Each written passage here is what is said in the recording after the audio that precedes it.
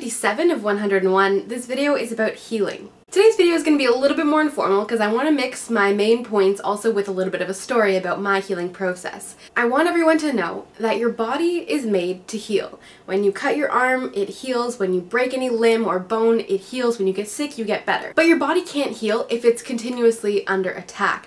And that is by having these toxins being put into our bodies. If it's always fighting, it can't take a second to step back and heal. The main two things about healing is to cut out toxins and to just eat everything that your body needs. Eat all those plant foods that are going to give your body the energy and to feed your cells to go around and start to get these toxins out of there. Once you start to feed your body just these great foods, it's going to be like, all right, awesome, I'm so down with this, let's just purge all the other toxins that were in there.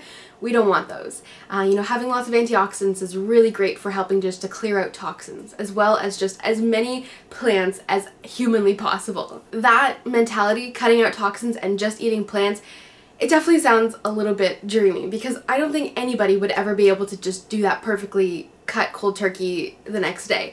So to follow up with that, I want to share with you guys my healing process because I used to have literally just the worst diet possible. Like, all those toxins was my life. I had maybe carrots sometimes. Tons of animal products. I had McDonald's, cookies, cakes, Pogos, all those processed foods that you could freeze and heat up in a few minutes. That was my entire diet. In 2012, I had this insane mental shift and essentially I became more mindful. It had to do with a lot of things that were going on at the time in my life. It was one of the most incredible moments of my life because I finally became mindful of what was going on around me. I changed all my relationships eventually, and as well, the very first thing that started was to change my eating habits because I realized that all of the things that were going on that were wrong with me, because I had all these terrible eating habits but I was never gaining weight. I had good enough genes to just keep me pretty much at this size my entire life.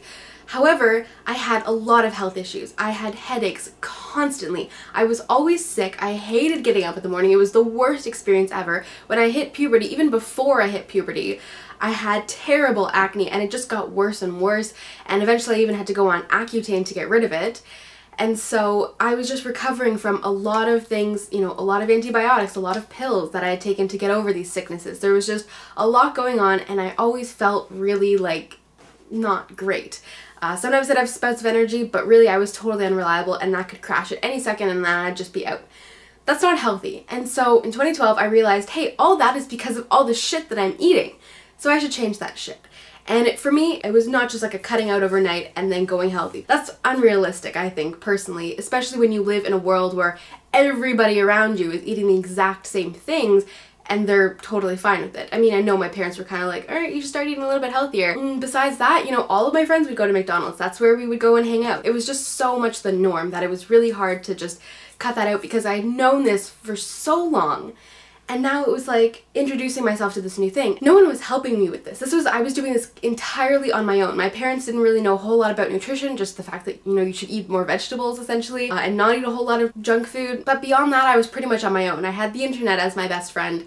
And that was really great because I did learn a ton and I loved books, so I would always go to the library and come home with armfuls of books learning about all these different kinds of things. And so eventually I started to make small changes. White rice for brown rice, white bread for whole wheat bread.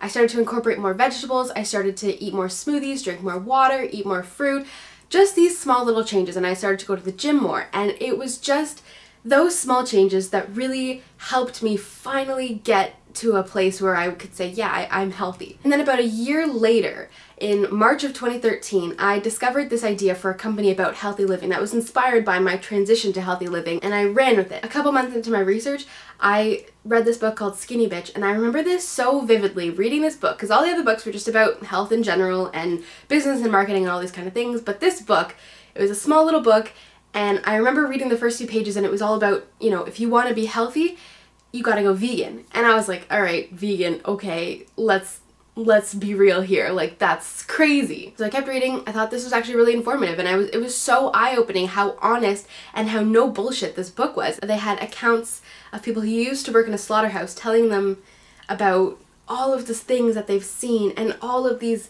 poor animals that were tortured, and it seemed that these guys were getting pleasure out of it. And just reading this just struck a chord with me, and I was like, this is what meat is. This is where animal products come from today. It's not this happy farm where everyone's running around. No, it's this. It's this factory farming torture house. And that, I put the book down and I was bawling and I was like, am I gonna go vegan? Yeah, I think I have to go vegan because I just can't go back knowing what I know now. And I never looked back. My vegan journey was also coupled with my business journey. So it was definitely not perfect. And in the beginning, I didn't really realize the severity of how going vegan could change the world.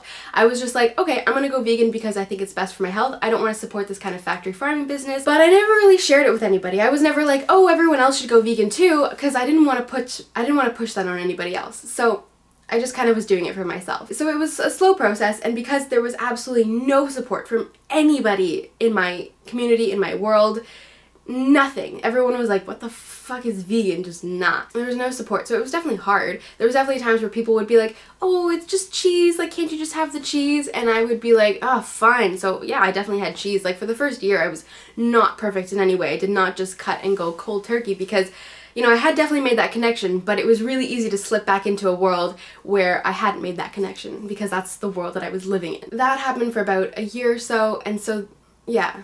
Went vegan, my health started to increase because I was eating way more plants and way more healthy foods, and I was totally cutting out all animal products. My energy was so much better and my headaches were gone. I wasn't getting sick like ever. But then I had a lot of skin issues. I had eczema and I had dandruff and I had some acne still and acne scars, and I really wanted to heal myself. And so I thought, I really need to go back.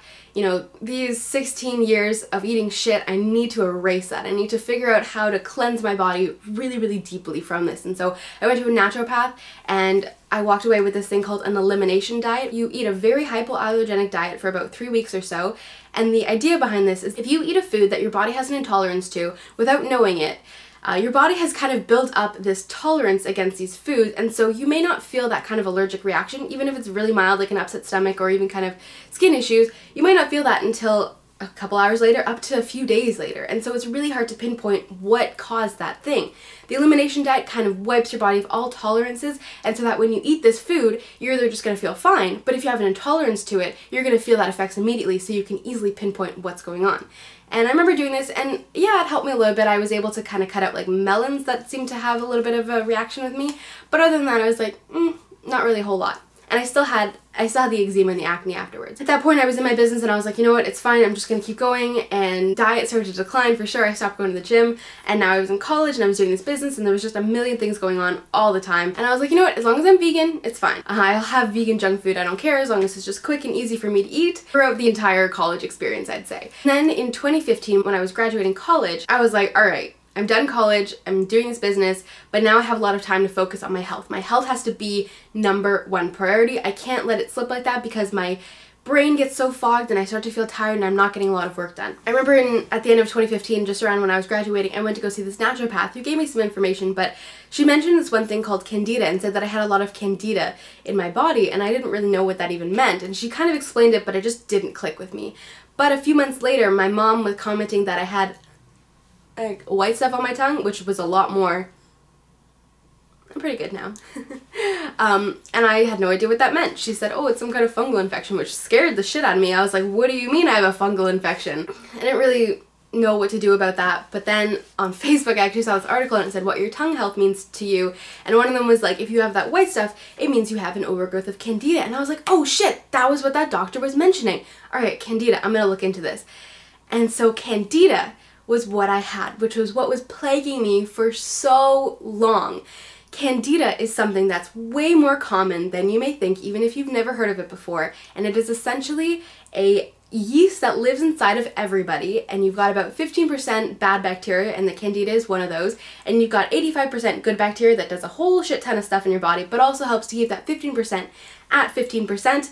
That 15% helps your body be more immune to disease and any kind of thing like that. An overgrowth of Candida is when you have a lot of sugar or a lot of alcohol or a lot of antibiotics, or even birth control pills can set it off too, and I had been doing all of those things for a while. I was like, all right, Candida, I need to attack this. I need to get rid of it. The way to get rid of Candida is to starve it, essentially, and it thrives on sugar. So you literally have to cut out all the sugar, even natural sugars, like all fruits, everything. Alcohols, all those pills, everything. And I wasn't having pills at that point, and I didn't really drink a whole ton of alcohol. Well, actually at that point I was. I was like, all right, I gotta totally cut this out. And so it was about a month or so of me kind of figuring out this whole diet. I had to be extremely clean, which was really, really difficult to do. Cutting out all sugars, all fruits, like it's almost impossible to do that and still be happy. So it was definitely a struggle, but I started to also then do treatment type things, like natural remedies. Like I would drink olive oil, ginger, and garlic blended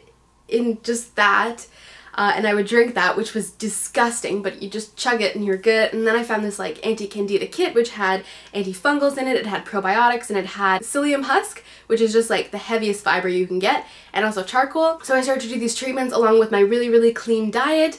Wasn't drinking alcohol, wasn't doing anything like that. Then I realized that there's this thing called leaky gut syndrome, and that is the main downside to candida, because essentially imagine these candidas as little sperms, right? So they've got a tail, and they will literally, if they're overgrown, they will burrow into your intestinal system, they will poke holes into your intestinal system, and then they will go and find their way through your bloodstream into other organs and just attack.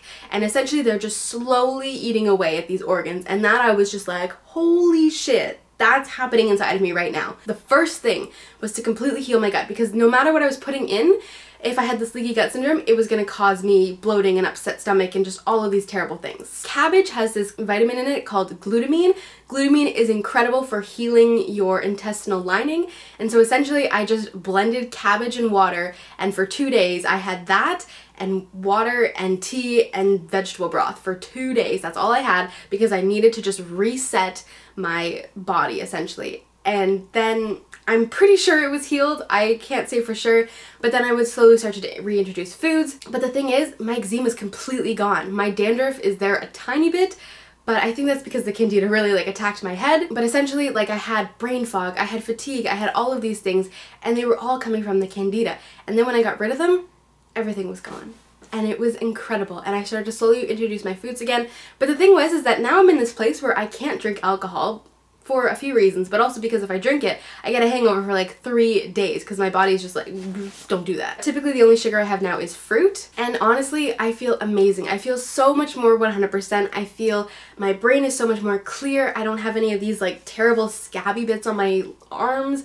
It's awesome. So the moral of that entire story is that a healing process is going to take time, and because if you're up and down like I was, it's going to take you a couple years. That was 2012 and now we're in 2016. That was 4 years of figuring this out. All I want you guys to know is that healing is going to take time. You don't have to start healing at all. Your body is going to do it for you. The way to start healing is to just start to cut out the toxins and then start to increase your plant foods. You can do this one day at a time by slowly making these different changes like I did, and that is what's going to have the most long-term impact. Because if you just go for 3 months and be like, yeah, I'm going to eat really healthy, like, it's not sustainable. You're probably going to hate it because it's super restrictive, and as well at the end of it you're going to just want to binge on all the things that you didn't get to have, and you're kind of putting yourself back where you started.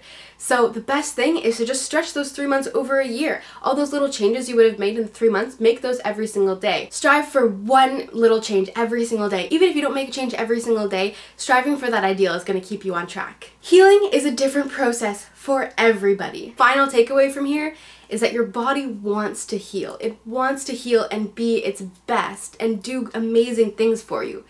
So we just have to let it.